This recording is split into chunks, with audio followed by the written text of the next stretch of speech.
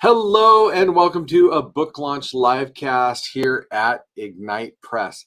I've got a really unique book and story and author to share with you today, and I'm excited to bring her on here in just a minute. First, here at Ignite Press, what we do is help people get their message to the world through the most tried and true medium ever created, and that's through books. So if you have ever considered writing a book, or if you've already written one and you haven't yet published it, if you're looking to get your message out to the world through books, reach out to us. I would be happy to have a conversation with you and talk through your plans, your goals, and all that. You can reach us at ignitepress.us, at ignitepress.us.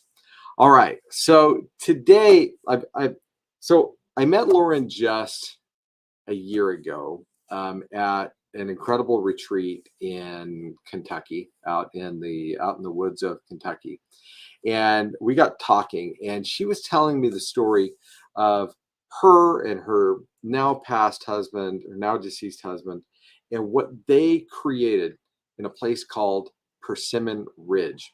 And I'd never heard the story, and she was already underway in putting it in a book. And what came of that is really a wonderful book from a wonderful story. And so what I want to do is bring on now Lawren Just. She is the author of Building a Dream, the Persimmon Ridge Story. So Lawren, how are you doing today on your book launch day? I'm doing great. It's been a fun day. Been pretty busy this morning, sending out a lot of emails and texts to friends and acquaintances, and all of them have really responded. I've had so many emails and text messages saying, "We bought it. Good luck. Congratulations. Can't wait to read it." It's a pretty big day, and you've been working on the book for a while, but you have been working on this story for decades. So why don't you tell us a bit about you, and if you want, start us into the Persimmon Ridge story. And first, for the beginning, and for people who are watching, what the heck is Persimmon Ridge? Well, Persimmon Ridge is a golf course residential community located in western Shelby County, Kentucky. And it's the culmination of a dream of my late husband, Elmore Just. Elmore was an avid golfer. He founded Louisville Golf Club Company when he was just 26 years old, and was one of 6 children who grew up in Shively, Kentucky. We call it Lively Shively here. And was in a situation where his family had a lot of love and never wanted for anything because of that love. But they grew up in a 2-bedroom house, his 5 brothers and his sister along with their parents. And when he played golf, he was never invited to play a private club until he played golf for Bellarmine College, now Bellarmine University. But he made the decision at a very young age that when he was able to in life, he was going to build a golf club, not a country club, that invited the avid golfer to join, regardless of their background or their bloodlines or their race or their gender or whatever else restrictions country clubs had on people back in the 80s. And he and another gentleman by the name of Steve Taylor founded Louisville Golf Club Company in 1974. And they built that business into a multi-million-dollar business by 1980. Manufacturing persimmon wood heads for club makers and golf club manufacturers around the world. And so he decided in the early 80s, it was time to pursue that dream of building a golf course. Wow.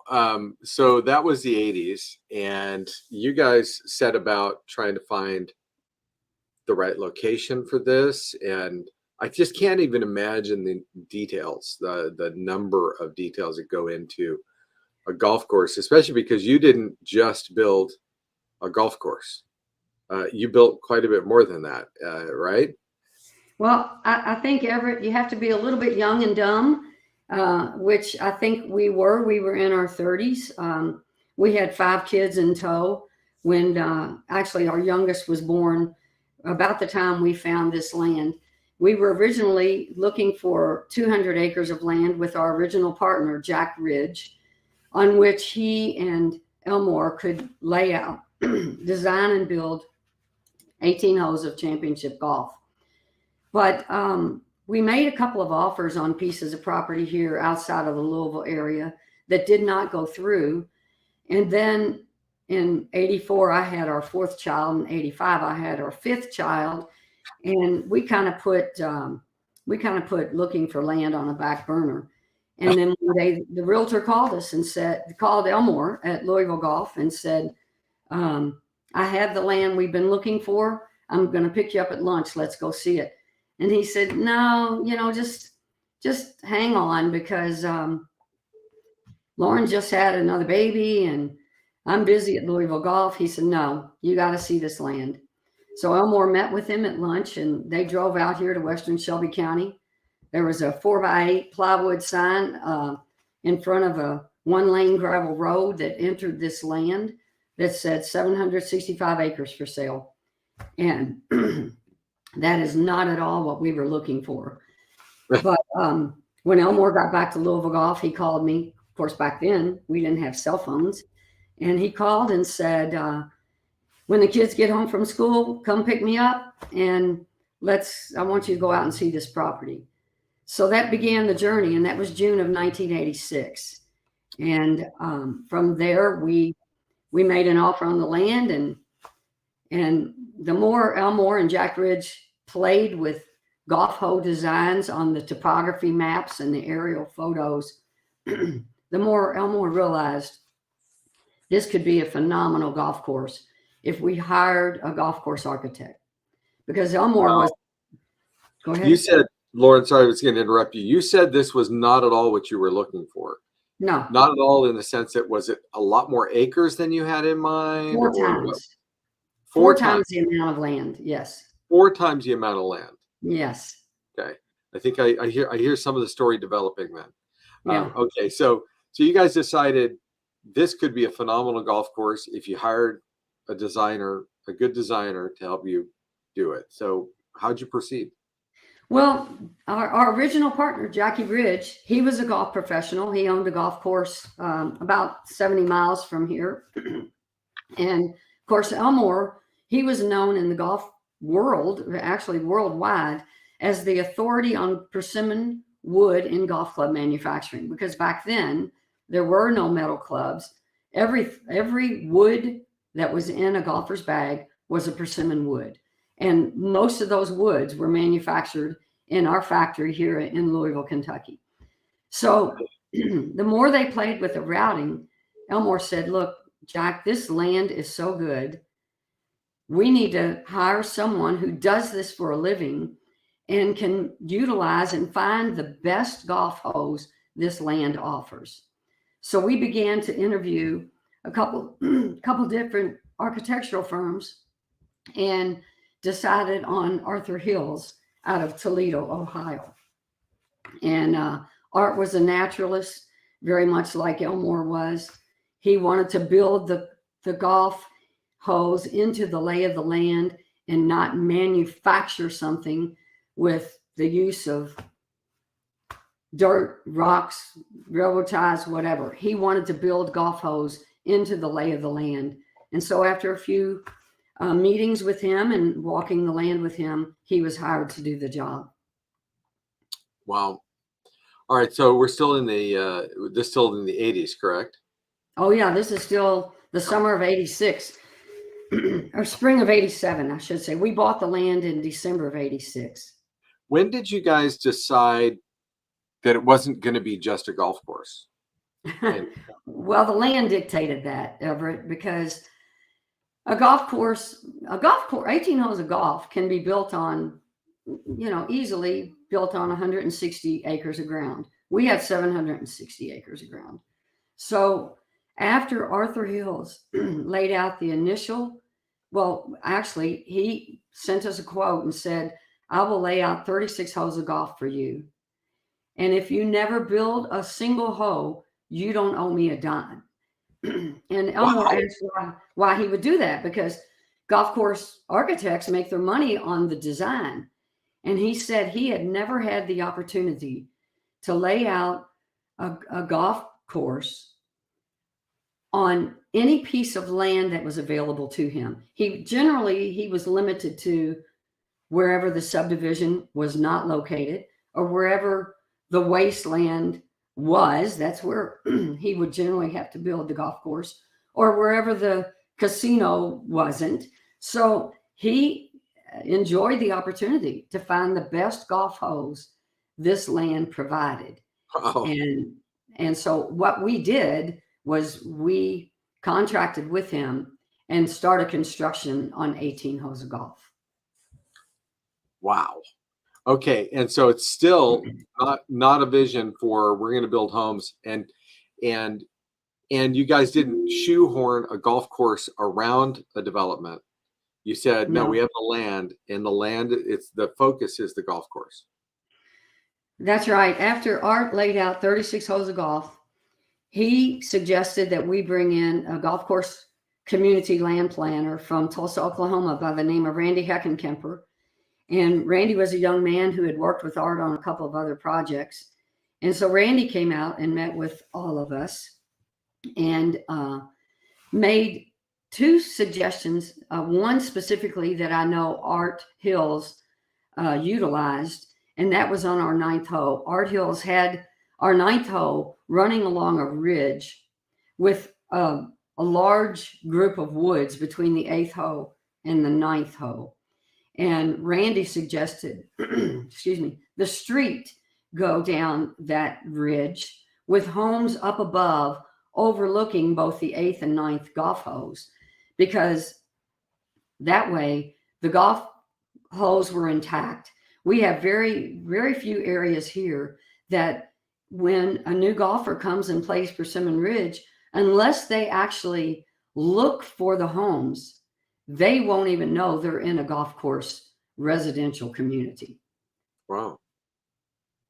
So Randy and Art really worked well together on where the homes would be and where the golf course would be.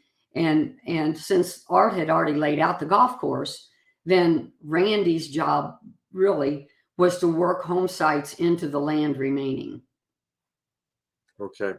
And what was the original plan for home sites? How many were you planning to build out?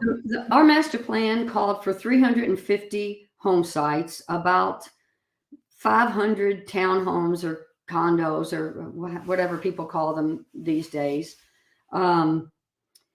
Several, an area for the Kentucky Golf associations, or the Home for Kentucky Golf. And we ended up with 384 home sites and 46 condos. That's all.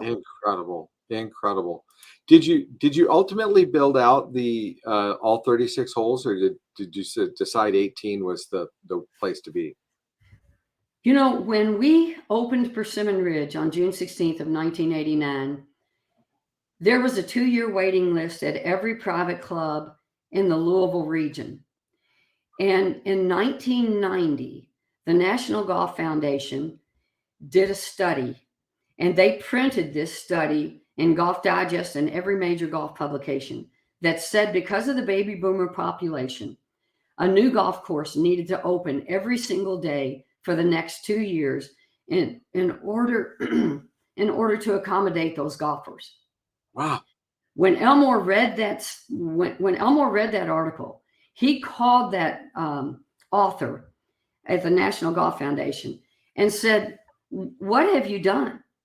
And he said, "What do you mean?" He said, "I want to know what the criteria was for your article saying a new golf course needed to open to accommodate the baby boomer population." And he said, "Anyone who played 9 holes of golf a year." And Elmore said, "You have just destroyed every golf course in the United States and possibly the world with your article, because a 9-hole golfer is not going to join a golf club. They're not really going to go pay their money to play at a golf course. And what you've done is told every residential developer, hey, you want to sell some home sites? Stick a golf course in between it. So all of a sudden, Louisville, when that article came out, Persimmon Ridge went from being the only option available and for the foreseeable future for a member of a golf club to having 10 golf courses built under or announced or under construction within a 15-mile radius of where we were. And the wait period for a new member within 2 years, the wait period for a golfer to join a golf club went from 2 years to 1 day. Oh my goodness. That's crazy. Basically what happened is that article closed. There were more golf courses closing during the 2008 recession than there were opening, because of all of the golf courses that were built just in the Louisville area alone. We had 3 that actually closed their doors, and all those homes that were built around those golf courses were overlooking a field of grass. And nationally, that number was huge. The number of golf courses that shut down because of that article and because of they got overbuilt. They got overbuilt like crazy as a result. Well, here, let me bring this up here. I want to remind everybody that your book is available today. You can pick up Building a Dream, the Persimmon Ridge Story on Amazon today. And in fact, the Kindle version is at a special launch price of $1.99. So grab the Kindle version or the paperback. And this is a great story and full of great pictures as well, of the land and the development and the stories and the people over these decades at Persimmon Ridge. So grab that today on Amazon. All right, so let's move forward. You and your husband, who were, as you said, young and dumb, decided to take on this this project. It sounds like it just grew and grew and grew, far beyond the scope that you'd ever imagined. What? Tell us the rest of the story. Keep us going here. Well, we opened in 1989.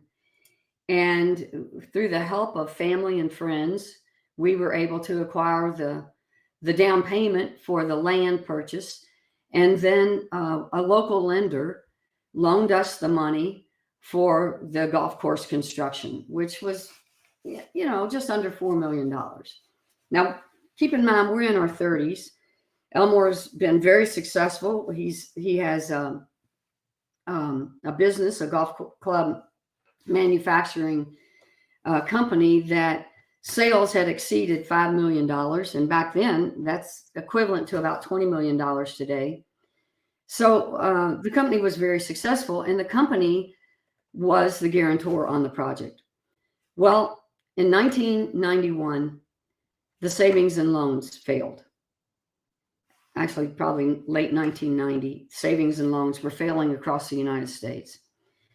Our local lender was purchased by a national chain who I've never done business with since the early 90s and probably never will again. But when that national chain bought our loan or bought our lender, actually, we got notice that they would not be renewing our development loan for Persimmon Ridge. And when Elmore inquired about it, we were told that they were getting out of the land development business. And at the time, we were in our first full year of operation with the golf course, and we had just brought our first 23 home sites on the market without increasing any of our bank debt.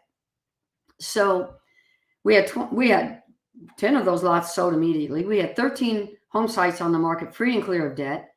We had a full membership enjoying a wonderful new golf course that was actually a candidate for best new private club in the country with Golf Digest in 1990.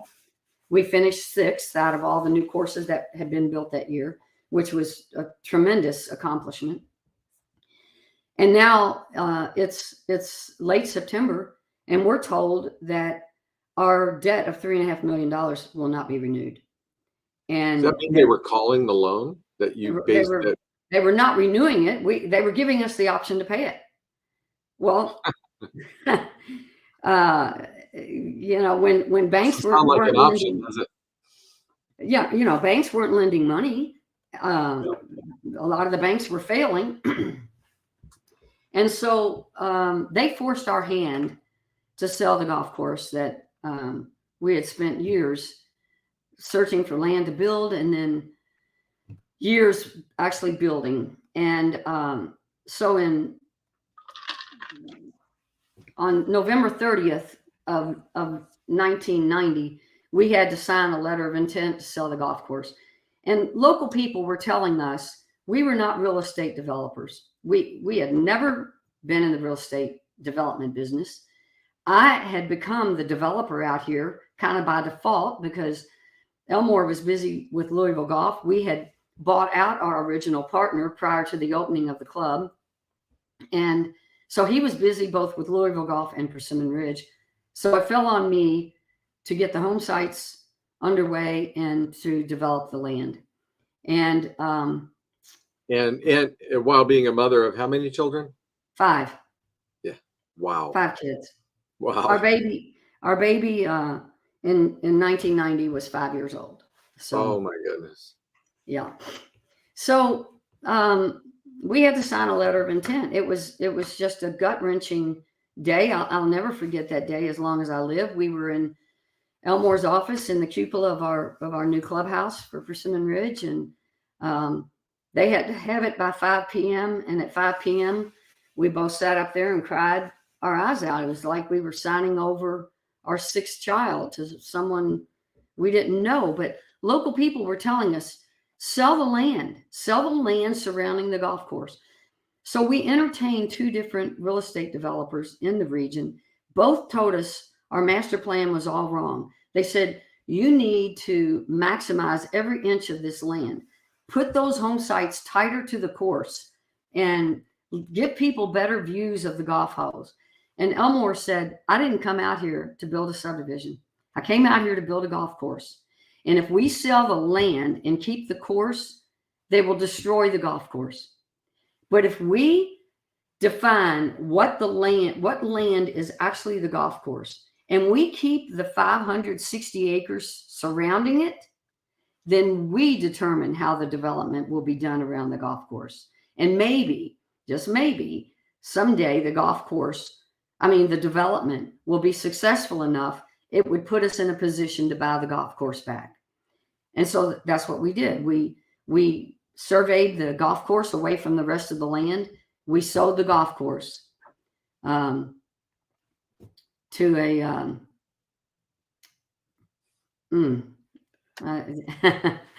trying to you think sold the golf course. Yeah. We sold the golf course. Sold the golf course. Yeah. We sold the golf course to an extremely wealthy man from up north. And because Louisville Golf was a guarantor, Elmore's original company had to be included in that sale. And it left us with almost $1.5 million of debt and the land surrounding the golf course. Excuse me. And so this gentleman who bought the golf course sought out companies who needed financial backing, and then came in as the white knight. And when the ink was dry, didn't make the payments, and then let you go to left you to pursue those payments. And wow. Most people who were in the positions we were in didn't have the financial wherewithal to be able to do that, nor did we. But Elmore said he would give the shirt off his back before he gave away everything he ever worked for in his life. And so we ended up in a 7-year legal battle over our payments, and some of the most challenging years of our life. Now, Lauren, we just have a few minutes left before we have to wrap this up. Um, there came a time in this journey where tragedy struck, right? Do you want to get to that? Do you want to tell us about that? Well, I mentioned that we had hoped the development would be successful enough to buy the course back. The man who bought it from us sold it to a real estate investment trust in 1998. And in 2000, they realized that they overpaid for all of the courses that they purchased during that time frame, and reached out to us and said, "Do you want to buy your golf course back?" And the development here had been successful enough that we were in a position we were able to do that. So on February 15th of 2001, we bought the golf course back. And 9 weeks later, almost to the day, on April 23rd, 2001, on a Sunday afternoon, Elmore had a massive heart attack as he walked off the 18th hole after playing golf with a couple of his Louisville golf employees. And despite the doctor's best efforts, he passed away the following Monday on April 23rd at the age of 53. Wow. That must have left you heartbroken. I mean, it was the most difficult thing I've ever been through in my life. We had 5 kids at the time. We had 1 grandchild, and we had just bought the golf course back. I already was running the Persimmon Ridge Development Company, the Persimmon Ridge Wastewater Company, and my real estate company, Persimmon Tree Realty. And now Louisville Golf was in the mix, and the golf course operations were in the mix. And we were so excited. Everything was going so well during those 9 weeks of repurchasing the golf course. And life was just, it was just really good. And Elmore was so happy to have the ownership back in our name. And sometimes the Lord has different plans for you. Yeah. How did you move forward from there? With a lot of help from family and friends and my kids, and we put one foot in front of the other day by day, and tried to weather through it. I continued developing the land, and had a tremendous staff at Persimmon Ridge, and they helped me through that as well. Okay. Tell us about today. Tell us about Persimmon Ridge today. How are things there now? Things are great here now. I developed the last of the home sites here in 2021, and sold the last available lot in Persimmon Ridge in 2022. There were some rough times from 2008 to 2014, and a young man that I had been consulting with since Elmore's death, he was one of our original employees when we opened Persimmon Ridge in 1989, fresh out of high school, and he became one of the top PGA professionals in both Indiana and Kentucky. But I had been consulting with Craig over the years on golf course operations, because I certainly had never operated a golf course. And one day I had an issue with a manager, and of course I'm coming out of the time when things were so bad financially because of the recession that started in 2008. And when I met with him, for whatever reason, when he said, "What can I help you with?" I said, why don't you buy the golf course? And he was shocked. I was shocked. I said it. And later in that year, in December, he purchased the Persimmon Ridge golf course from me. And I retained, my offices and my other businesses, the development company and the real estate company.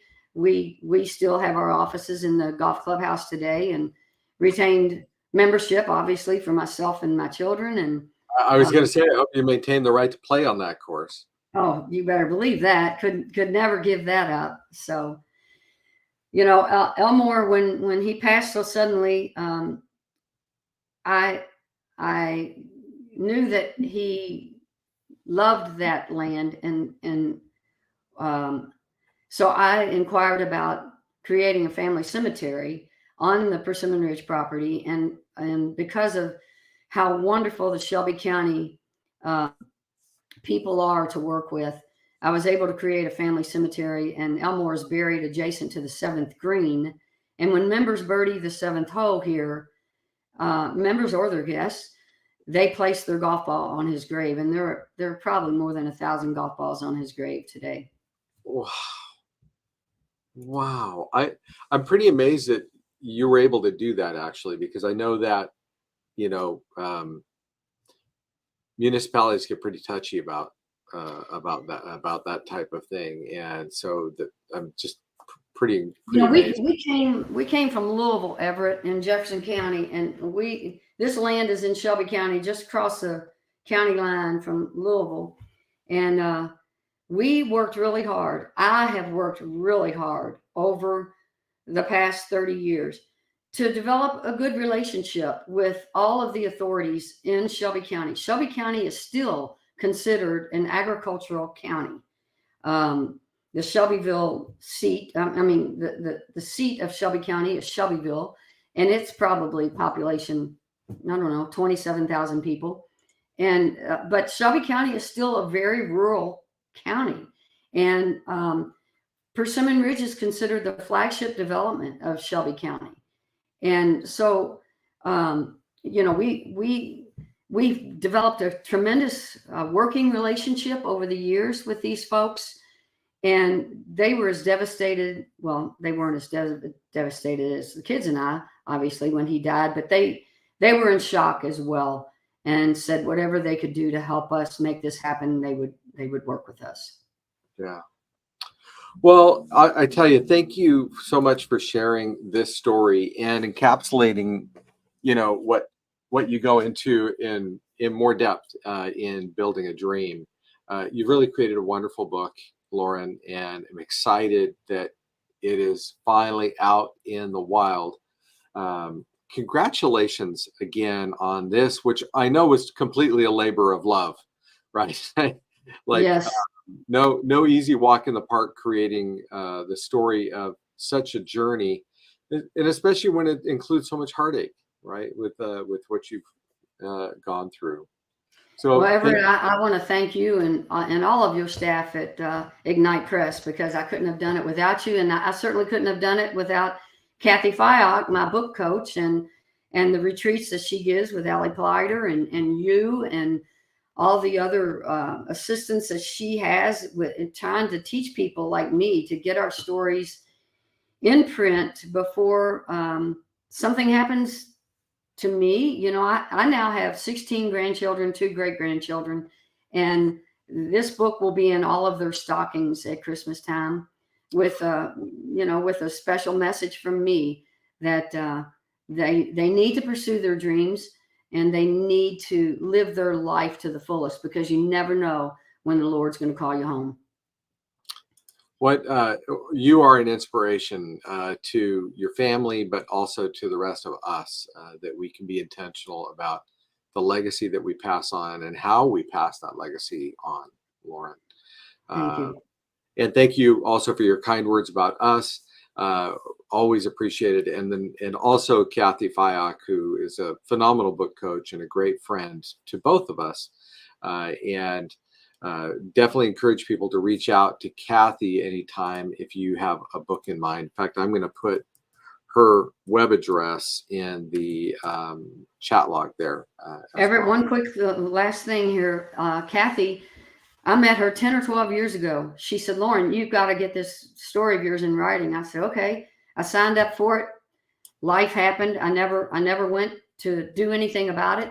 And then 2.5 or 3 years ago, she had a book retreat. It ended up going on Zoom because of COVID. And I love to compete. So she got me started on this. And I got to Elmore's death and couldn't get past it. And I let that thing sit again until last year about this time, when she emailed me again and said, "Get to this next retreat. You're finishing this book." So with her help and your help, we made it to the finish line. Well, Fantastic, and congratulations for doing the work, right? And so very few people ever write the book, though so many people think of starting one, and even far fewer ever see it published. So now here it is on Amazon, and soon to be in all sorts of other places too. Well, Lawren, congratulations again. Thank you very much. Great job. Well, Thank thank you, you. Everett. You are so welcome. Well, thank you everybody for joining us today for this. I would say go pick up your copy today of Building a Dream. You can pick up the Kindle for the special launch price of $1.99 for a very limited time. The paperback is also there too, and it's a great story and a great inspiration really for all of us. So thank you again for joining us today. And if we can ever be of assistance to you with your book, just reach out to ignitepress.us. That's ignitepress.us. Take care and God bless.